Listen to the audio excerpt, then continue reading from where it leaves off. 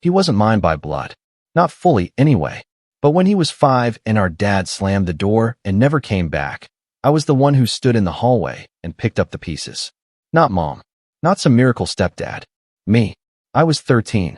I should have been playing video games, ditching class, getting into harmless trouble. Instead, I was making peanut butter sandwiches, helping him tie his shoes, and telling him lies like, "It's okay, buddy. He's just on a work trip." No one asked me to step up. I just did. Because someone had to. Because when he had nightmares, it was my bed he crawled into. When he cried because the other kids had dads show up to school plays, I sat in the back, clapping louder than anyone else. I was proud of him, and I told myself it didn't matter if I was his brother, his father figure, or something in between. Love didn't need labels. Every birthday, I gave him something bigger than I gave myself. Every win, every heartbreak, every milestone, I was there. I skipped college offers to help pay bills, worked 2 jobs, slept 4 hours a night. And when our mom got sick for a while, I was the one who held her hair back when she threw up, made grocery runs, helped with his homework, and made sure he never saw just how close to the edge we were. He never asked how I did it all. But that was okay. I wasn't doing it for praise. Still, there were signs, subtle at first, that maybe he didn't see me the way I saw him. He'd roll his eyes when I reminded him of things. Joke that I was basically Dad 2.0. But I brushed it off. Teenagers are jerks sometimes. I was one once. But one day changed everything. It wasn't dramatic. No storm. No betrayal with fireworks. It was just an ordinary Tuesday. Our mom's 50th birthday. A dinner party I organized, paid for, cooked for, every detail planned to the hour. And I thought, just for a moment, maybe he'd look at me the way I looked at him all those years. Maybe he'd say thanks. Instead, when a distant cousin asked how we were related, he laughed and said, "Oh, he's just my half-sibling. Chill." And then he smirked like it was funny. Like that label made everything I ever did optional. And my mom, our mom, just sipped her wine. Said nothing. Nothing. That silence was louder than any insult. But you know what the worst part was? It wasn't the betrayal. It was realizing I had confused responsibility with love. That maybe, to them, I'd never been family, just convenient. And that night, something in me snapped. Not in rage. In clarity. This story, it isn't just about what they did. It's about what I finally did next. And if you think that insult at the dinner table was the deepest cut, just wait. That night, I left the dinner table early. No dramatic exits, no broken plates, no shouting. Just a slow push of the chair, a hollow smile, and my car keys slipping quietly into my hand like a final goodbye. I didn't sleep. I sat in my car outside my apartment for hours. I kept hearing his voice. "He's just my half-sibling, chill." As if the last 16 years of raising him were an overreaction. As if I hadn't been the one who bought his soccer cleats, paid his summer camp fees when Mom couldn't, taught him how to shave. The worst part? That look in his eyes. Detached. Casual. Like I was someone who just happened to be around. That was the beginning of a shift in me. Not bitterness. Precision. I started pulling back, quietly, like a general preparing for a final retreat. I stopped checking his grades. Stopped reminding him about deadlines. I stopped transferring money to Mom's account just in case he needed lunch money. I canceled the streaming subscriptions that were still in my name. No warning. Just vanished. Days passed. Then weeks. No one noticed. Not my brother. Not Mom. Not until Mom called, her voice tight and brittle, asking why the power bill bounced. I told her calmly, "Because I'm just a half-sibling, remember?" Silence again. But now I wasn't devastated by it. I was dissecting it. Turns out, when you're no longer useful, you become invisible. I took stock of everything I'd ever done for them. I made a list, literally. Rent payments. Emergency doctor bills. Every receipt I'd saved for tax purposes. Over $47,000 across 7 years. I hadn't realized how deep the cuts ran until I saw it all in ink. They didn't just lean on me. They hollowed me out and called it love. I pulled out old voice messages next. One from my brother when he was 10, crying because he got bullied at school, begging me to come pick him up. Another from when he got into college. "Bro, I couldn't have done this without you." He used to call me his hero. Now, I was just the half-sibling he didn't want to be associated with. The final straw came a week later when Mom posted a photo of her and my brother at a restaurant. "So proud of my son, my everything." The caption said son, not sons. There was no mention of the person who worked 2 shifts to make sure he could even afford his dorm room. I was cropped out of my own family. And that's when I made the decision. If I wasn't family, I wouldn't act like it. I filed to remove myself as their emergency contact. I revoked access to my accounts. I wrote a will, left nothing to them. And just as I thought I was done, just as I felt the door close, I got a message from my brother. Hey, can we talk? I need help. Something happened. 10 words. And suddenly, everything I thought was over wasn't. Because what happened next? That wasn't just a request for help. It was a trap. His message sat on my phone screen like a loaded gun. Hey, can we talk? I need help. Something happened. I didn't reply right away. I stared at it, read it a dozen times, rewrote a few savage responses in my head, deleted them. I knew the pattern. Cut me out, then come crawling back when the world doesn't catch you.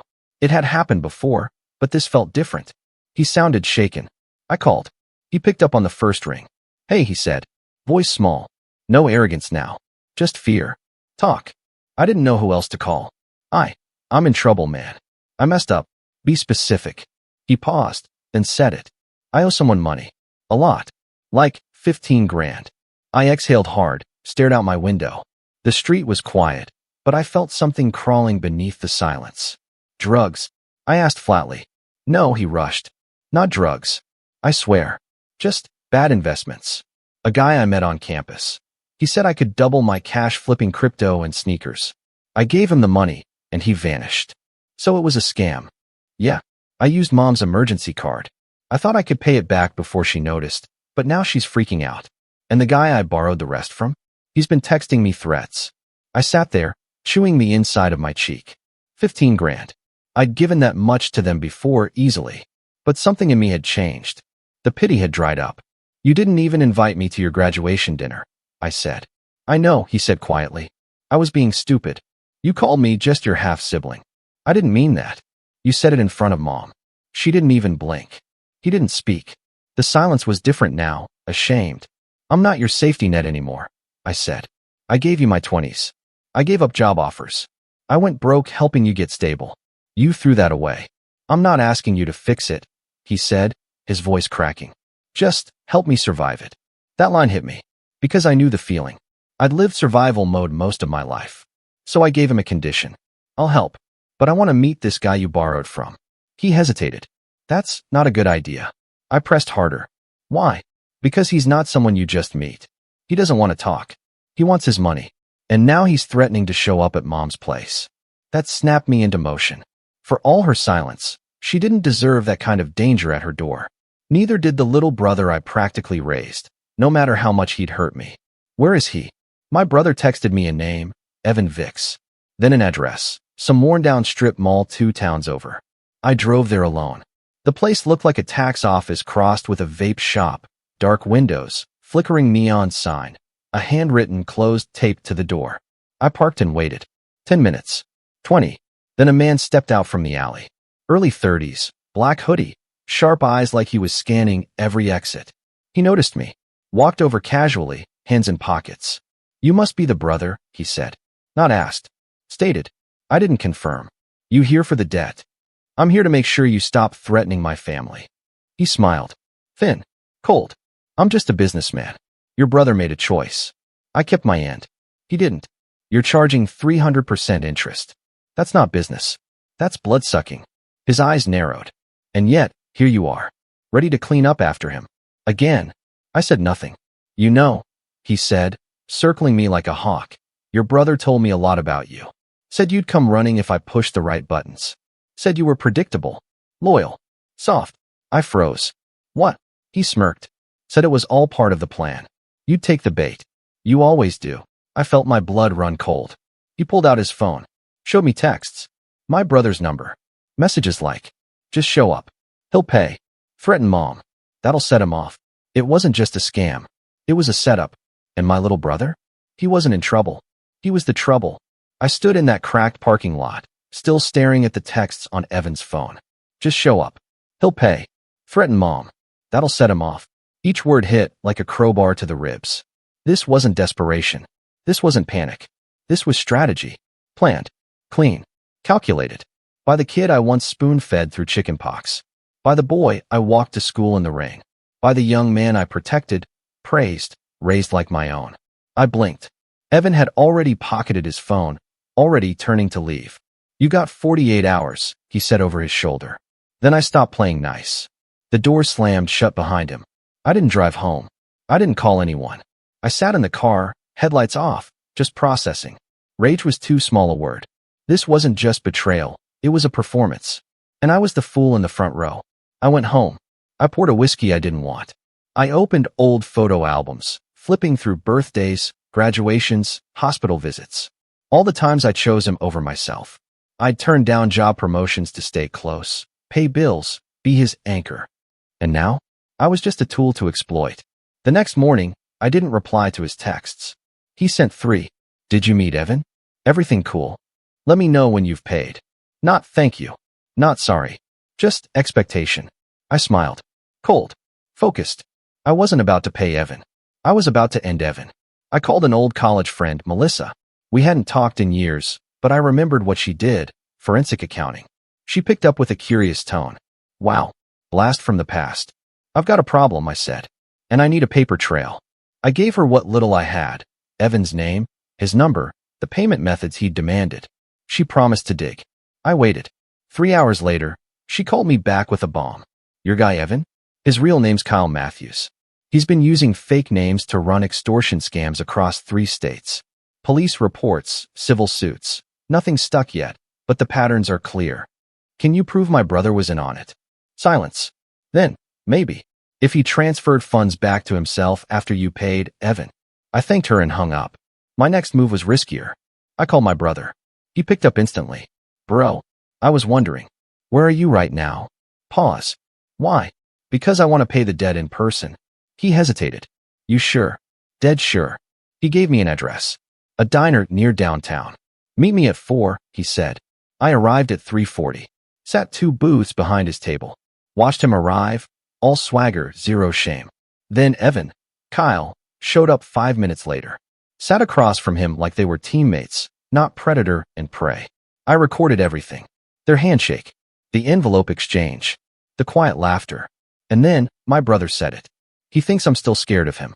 He'll pay anything if you push the family angle. Got it. Clear as day. Game over. I stood up, walked over, sat down at their booth. Nice to finally see the real show, I said. They froze. Evan, Kyle glared. What the hell?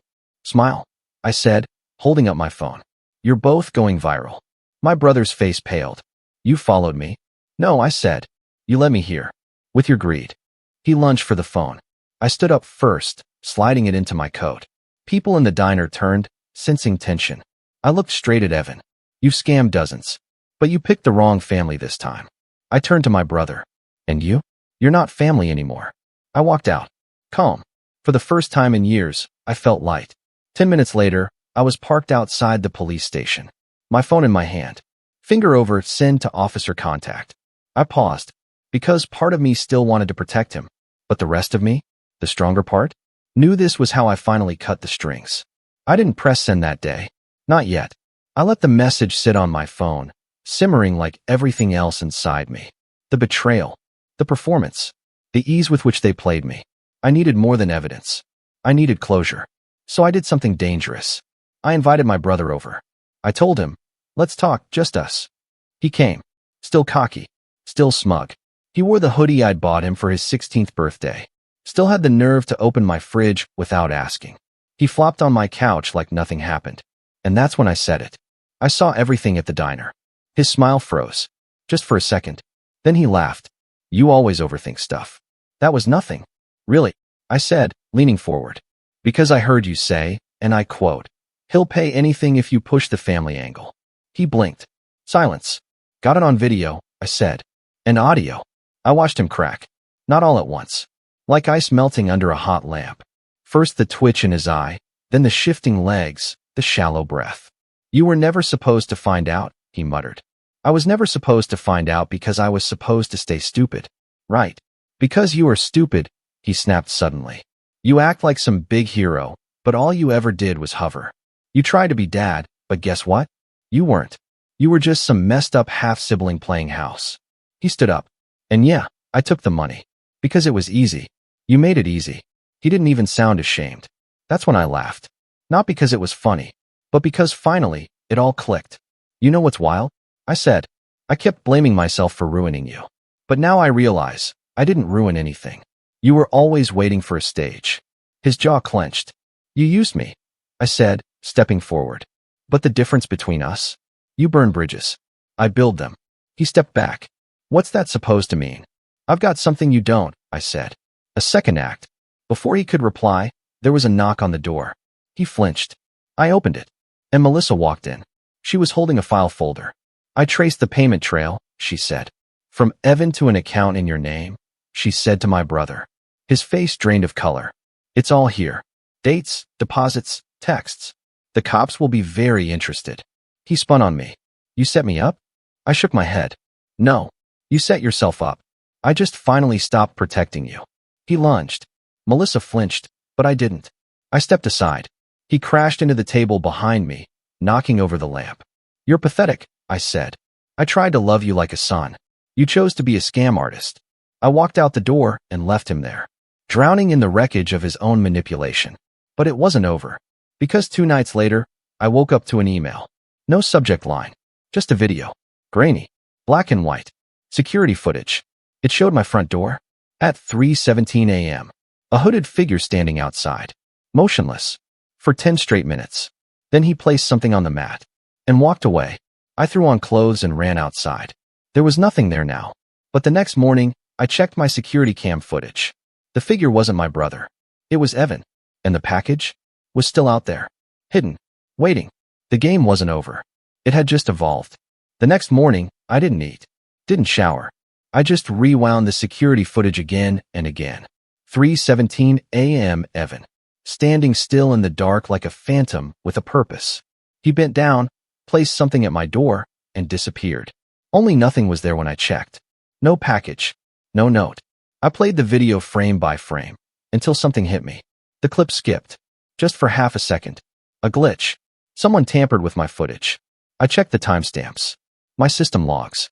Someone had accessed the camera's cloud backup from inside my house. I raced upstairs. My brother's spare key. Gone. I called Melissa. She picked up mid-breath. I was about to call you. You need to see this. She sent over a new video. A security cam from her apartment building. Evan, entering her building. Same night. 3:47 a.m. Carrying something. Wrapped in brown paper. She found it in front of her door the next morning. She hadn't opened it yet. Said she had a bad feeling. I drove over without blinking. Inside the package was a small black box. Taped shut. We opened it together.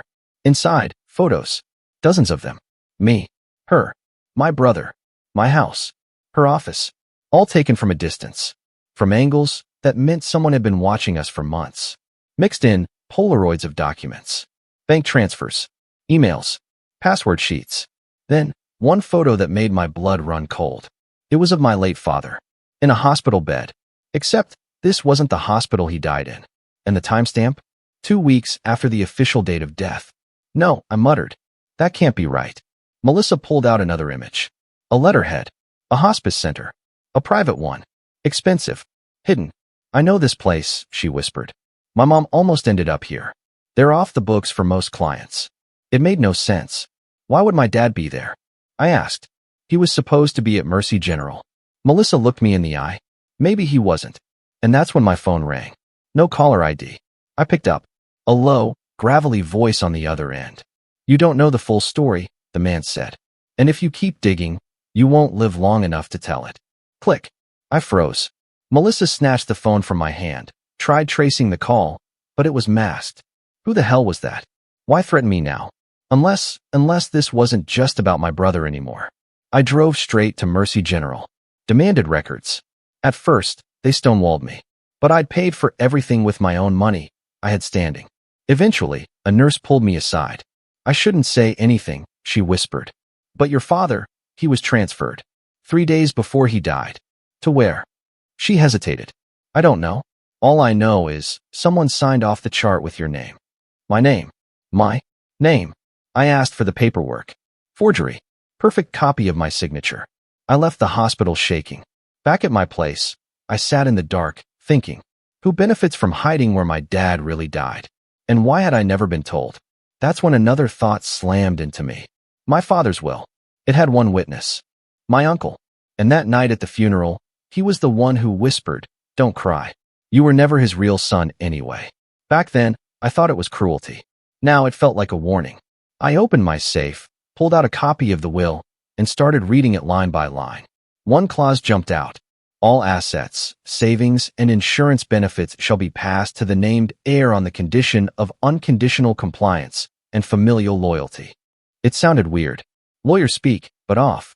I sent it to Melissa. She called me 5 minutes later. This clause, it's not standard. It's conditional inheritance, meaning if you were seen as disloyal, it could be voided. Who defines disloyal? Whoever contests it. And guess who can do that? She sent me a screenshot.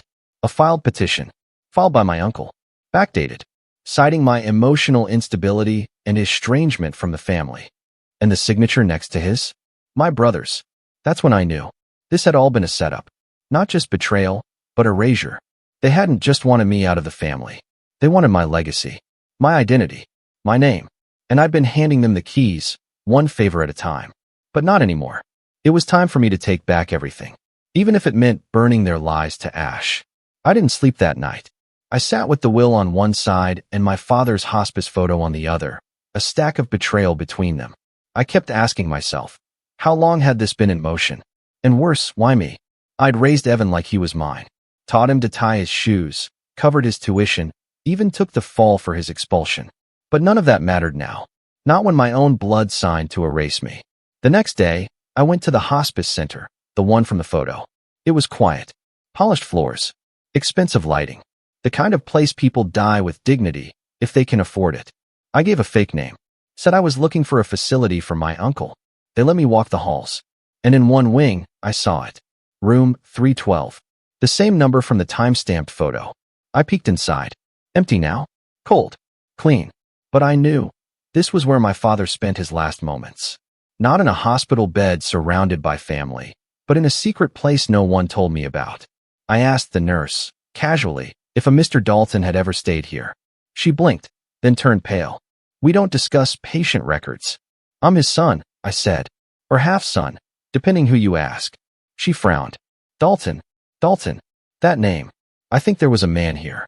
But the paperwork, someone pulled the file months ago. A man and a younger relative. Said they were updating next of kin details. I showed her a photo of my uncle. She nodded. Then I showed Evan. Her eyes widened. They were here. That's them. I left with ice in my chest. They hadn't just hidden his death. They'd taken over the narrative. Controlled his last days. Controlled his will. And left me in the dark.